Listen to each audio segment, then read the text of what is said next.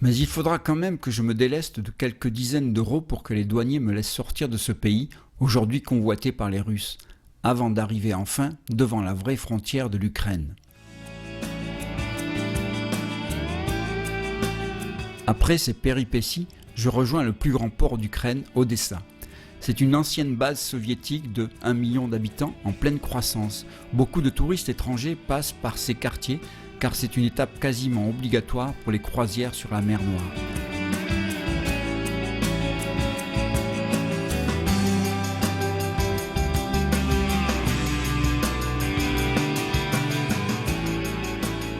Je passe quelques heures dans cette ville chargée d'histoire et découvre de très beaux quartiers où se concentrent les touristes, à côté de zones moins prisées, mais où c'est la vie authentique.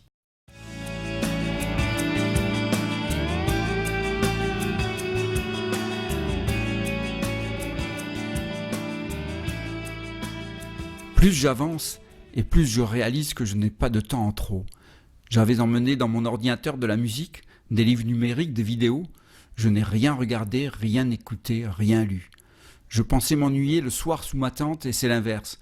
Je n'ai parfois même pas le temps de m'arrêter pour prendre des photos.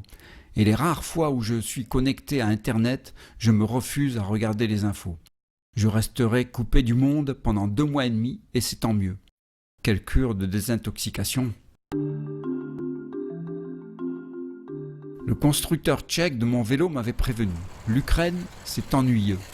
Effectivement, les longues routes droites, plates, sans fin, avec des véhicules qui roulent à toute vitesse quel que soit l'état de la chaussée, non seulement c'est lassant, mais ça peut être aussi dangereux.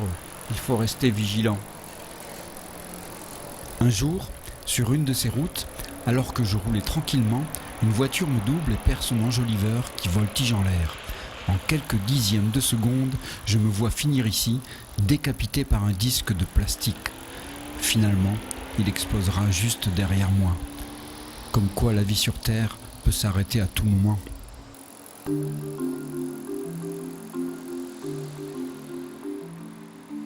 J'essaie de me repérer avec les noms, mais c'est parfois un peu difficile. Au bout de 2 jours, je comprends que le nom des villes peut s'écrire de 3 manières différentes. Sur la carte, sur les panneaux, sans parler du nom phonétique ou international, je suppose. Une fois que l'on a saisi ces données, cela va beaucoup mieux.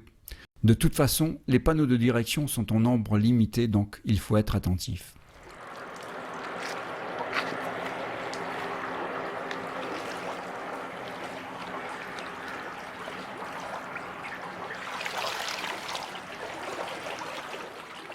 Comme je suis en avance, je ne peux pas entrer en Russie avant le 1er septembre, date de mon visa, je décide de faire un détour par la Crimée.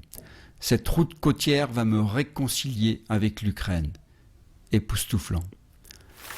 Mais cela se mérite, ça commence par un jour d'orage.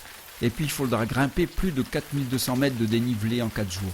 Des paysages magnifiques le long de cette côte d'Azur ukrainienne, passée depuis sous régime russe.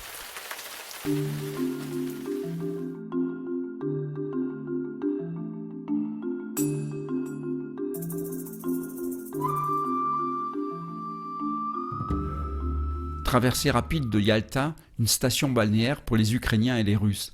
C'est là que s'est tenue la conférence secrète entre Churchill, Staline et Roosevelt en 1945 pour mettre fin à la guerre et garantir la stabilité du nouvel ordre mondial après la victoire.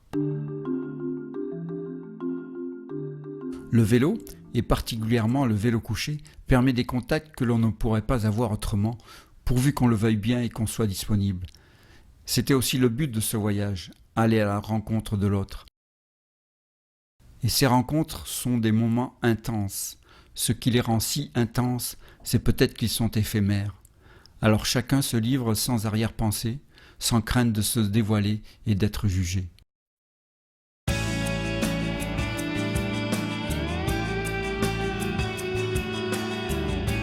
J'avance à mon rythme, mais je suis déchiré entre l'envie de rouler un maximum de kilomètres par jour, à la fois pour la performance et pour arriver dans les délais, et le désir de profiter du voyage, de m'arrêter, d'admirer les paysages, de prendre des photos, de savourer tout simplement le moment présent.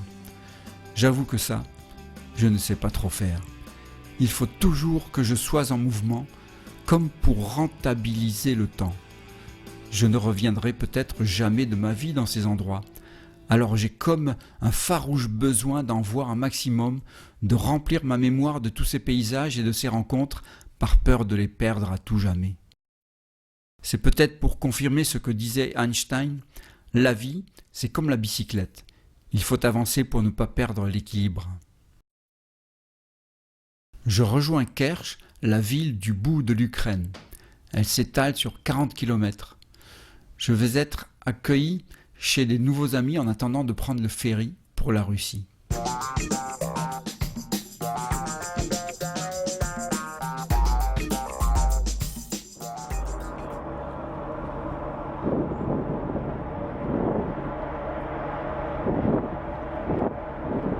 Petite traversée de 30 minutes sur la mer d'Azov pour rejoindre le prochain pays.